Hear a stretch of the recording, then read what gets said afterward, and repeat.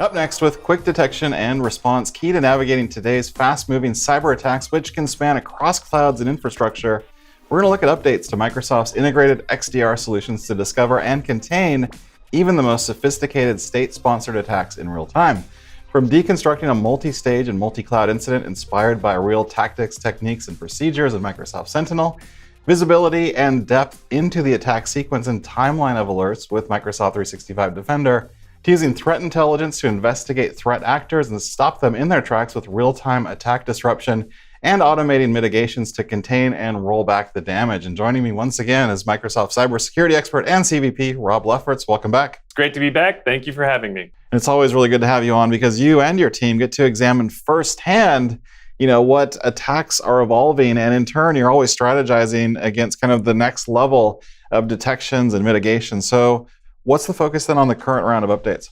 In many ways, it's where it's always been, streamlining the workflow of security teams, working across security teams to address the velocity of the attacks that we see today, where attackers like to jump between your on-prem and cloud resources. The less visibility and control that you have over your app or your data across services in your data center or other clouds, the faster the attack can spread. It gives attackers more places to evade detection by finding blind spots in your protection, like over-permissioned workload identities, which provide more covert places to hide. And this is where we are constantly changing things up as we see new tactics in play. Our threat detection and response works across your multi-cloud, multi-SaaS, and hybrid architectures using our integrated SIEM plus XDR stack. This is combined with the strength Microsoft has in identity protection, which not only spans your users and devices, but your SaaS workloads and connected apps. We've expanded our signal beyond the trillions of signals we get from Microsoft services to detect active threats to include signal from across the internet. And this is in addition to the work of the thousands of Microsoft-employed security experts that we have globally, who share threat intelligence through live raw data and in-depth published reports. Right, just to be clear, this is a new level of intelligence, really above and beyond what we had before. And that's also true compared to the rest of the industry. So why don't you show us what all of this looks like in action? Yeah, let's get going. Let's take a look. I'm going to show you an example of sophisticated attacks inspired by the real tactics and procedures that we are seeing today, where there are multiple concurrent attack vectors and the attack is state-sponsored. Now, fun fact, in order for this attack to actually work, we had to disable quite a few protections across Microsoft 365 Defender, Microsoft Sentinel, and Microsoft Purview. And I can see how that could be a deterrent in and of itself in terms of being able to demo something like this. Yeah, well, that's a great problem to have, that it's such good protection, it's hard to demo. But let me start by explaining the attack, and then we'll replay it in Microsoft Sentinel and Microsoft 365 Defender. It starts, like so many attacks do, with an email phishing campaign. Using insider knowledge, they've stopped going after end-user credentials, but instead convince a user to consent to cloud app-level permissions. People see these forms and approve them all day long. And from there, the attacker can send internal emails with a valid sender address to gain trust and send a weaponized email with a macro-enabled document to establish a backdoor. And now, equipped with both workload identity permissions and stolen user credentials, the attacker can broaden the phishing campaign to third-party services. This lets their foothold extend from internal users to managed infrastructure, and then even to connected multi-cloud SaaS services. I'm not going to give all the details away yet, but we'll see this during the investigation. And trust me, these attackers have run totally amok.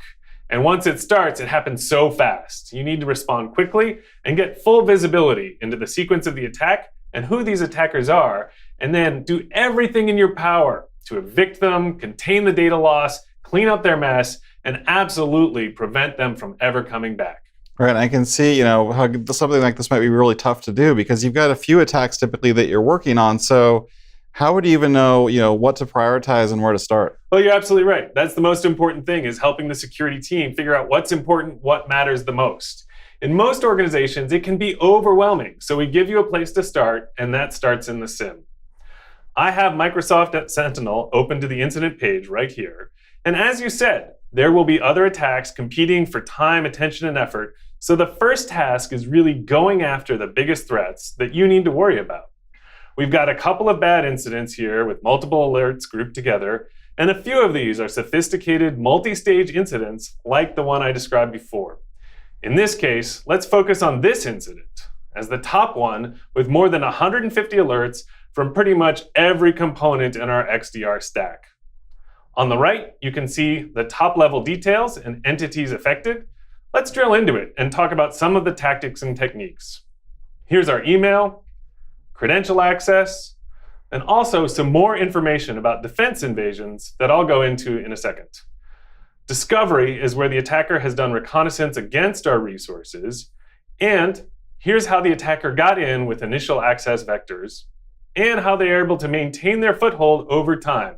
And as you can see, they're using login scripts, event-triggered execution, scheduled tasks, and they're all set up to establish persistence. And much of this needs elevated privilege to run. So the attacker pretty much owns this device at this point. Now, of course, Microsoft Defender for Endpoint would have blocked this, but we wanted to show a demo.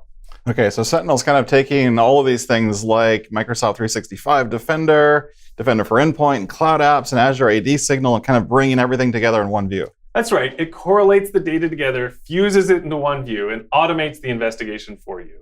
And it gets even better because you can also see the sequence of the attack. And this importantly spans between on-prem and all of the cloud services that you use. In fact, here I can see the incident timeline with all of the individual alerts that built up to form this attack over time. More details about what was attacked, and we see 3 big spikes in anomalous activities over 3 days. And now let's look deeper into the entities. These are all the hosts, accounts, IP addresses, apps, files, and more.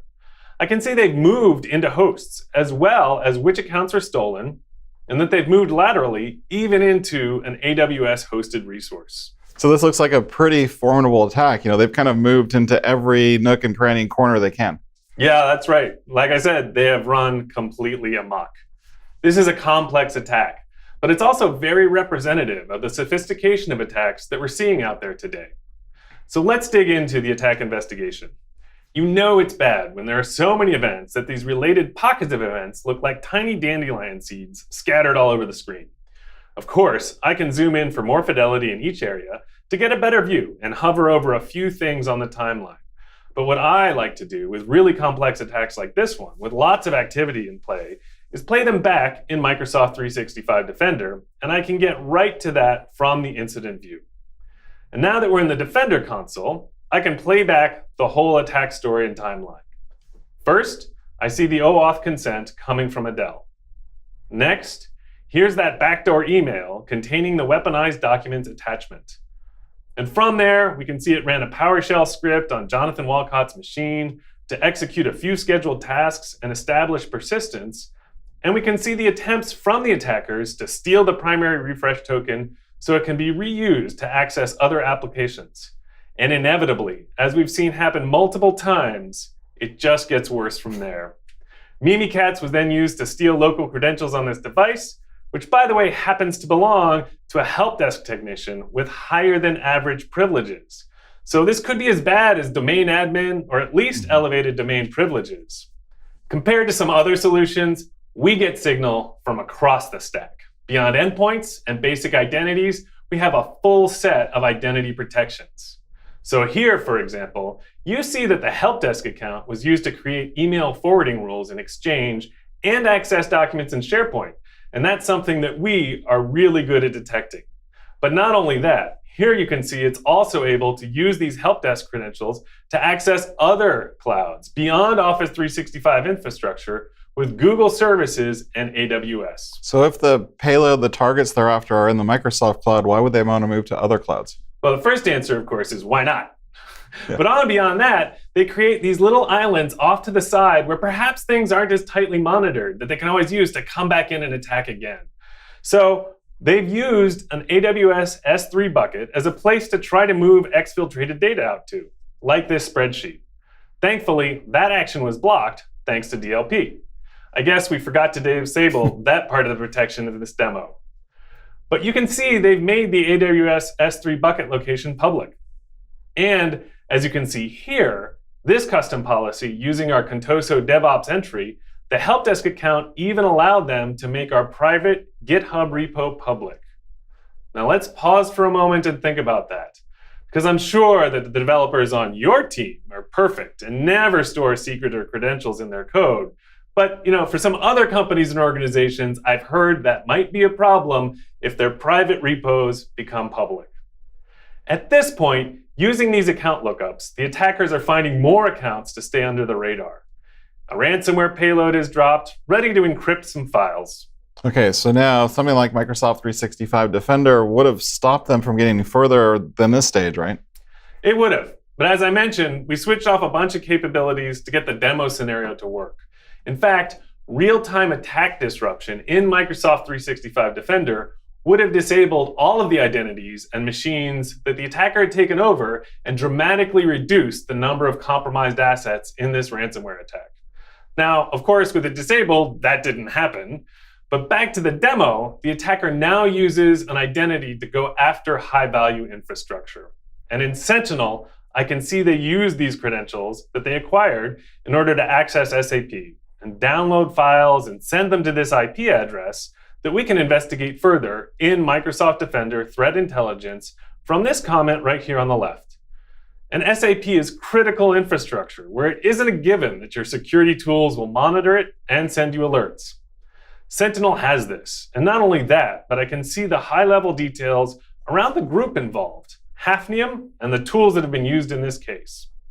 Hafnium is a name that we've assigned to a state-sponsored group from China. And here we can see all of the details. This isn't good. They're using Cobalt Strike on this endpoint. If you're new to Cobalt Strike, it was a set of tools initially built for good and used for penetration testing, but bad actors also use it to carry out command and control attacks. So we've expanded our threat intelligence experience so you can easily find more information about active threat actors, their unique tactics, techniques, and procedures, associated malware, and put together a deeper picture about what's actually happening to your state. And now with these granular details, you can see indicators of compromise, know what to look for in your environment, and what you should be worried about. The good news here is that we can use automated playbooks to help the SOC team initiate the response to this attack. The alert, as you can see here, goes straight into Microsoft Teams, so you can select which playbooks to execute. And then if you need more context, it links you directly to the incident in Sentinel and the information and threat intelligence that we saw earlier. In my case, since I'm part of the team working on this attack since day one, I'm going to run all of these playbooks, and that will run all of our automated mitigations to contain this threat and make sure that it doesn't spread further. So now you're removing their access then with their user and workload identities, and you can clean up the damage that they've done, but big question is, how do you prevent something like this from happening in the future? Yeah, that is in many ways the most important question. It's the question that every CISO gets asked when they go and talk to the board about what happened here. Once you've stopped the spread and evict the bad actors, you can go back to work on getting everything back to normal and to prevent future attacks like this. We give a great set of recommendations per entity involved. Of course, these are really best practices that also apply to similar devices, accounts, or workloads. And this is really a great example in terms of the integrated visibility that you get across the XDR stack and how you're able to drive more proactive protections and also speed up your response. So for the people that are watching right now that want to get started and go down this road, what do you recommend? Well, in order to get started, I recommend getting your hands dirty. You can start with a few free trials for Sentinel and Microsoft 365 Defender. Microsoft Defender Threat Intelligence has a community edition where you can get a lot of the insights from the past 14 days and the rest is in preview. We also have our secure event on demand that you can watch now at ak.ms/mssecure-event to learn more about our investments in AI. This extends the built-in techniques that I showed today that use things like advanced behavioral detection models to find anomalies and to detect attacks. We're ramping that up even more with AI as a full assistant to make detection and protection against attacks even more efficient and supercharge your security team. Thank you so much for joining us today, Rob. And by the way, we've also got an entire show with security expert and CVP Lou Manousos to go deeper on Microsoft Defender threat intelligence updates, which you can watch right now at aka.ms/TI Mechanics. Of course, keep checking back to Microsoft Mechanics for all the latest updates in tech, and we'll see you soon.